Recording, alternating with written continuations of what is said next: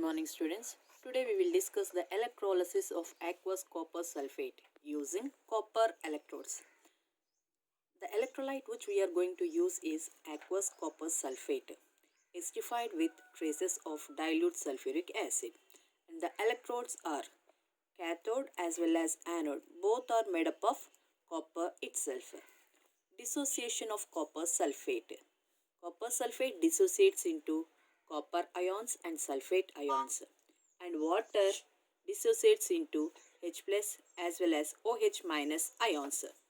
The ions which are present in this are copper ions, hydrogen ions, sulphate ions and hydroxide ions. Reaction at cathode. Reaction at anode. Copper will loses 2 electrons and forms as Cu2 plus.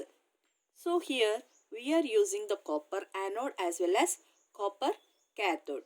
As if it is copper anode, this copper anode will loses 2 electrons and forms as copper ions. These copper ions will be entering into this solution and then it will be reaching the copper cathode. So reaction at cathode is it will forms as Cu2 plus.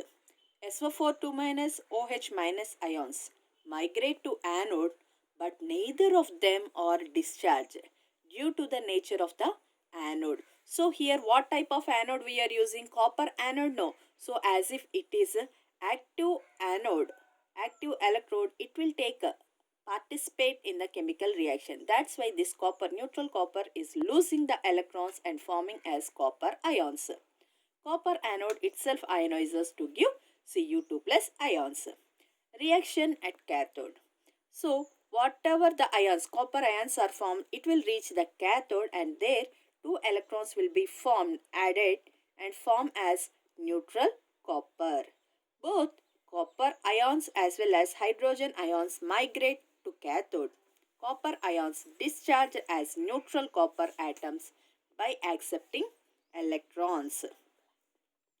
Product at anode. So this Cu, copper anode, keeps on dissolving in the reaction. As if it is an active electrode, it will be keeps on dissolving and slowly it will becomes thinner.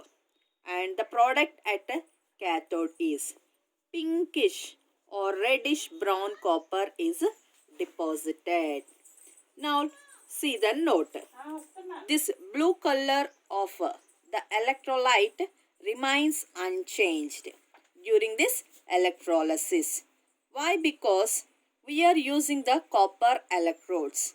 So for every copper ion which is discharged at the cathode as a neutral copper atom, a copper ion is released or added to the solution by the anode, and hence total number of ions remains the same. That means here this anode will be releasing the copper ions, and whatever the copper ions which are present in the electrolyte will be utilized by the cathode. So that means it will be balanced.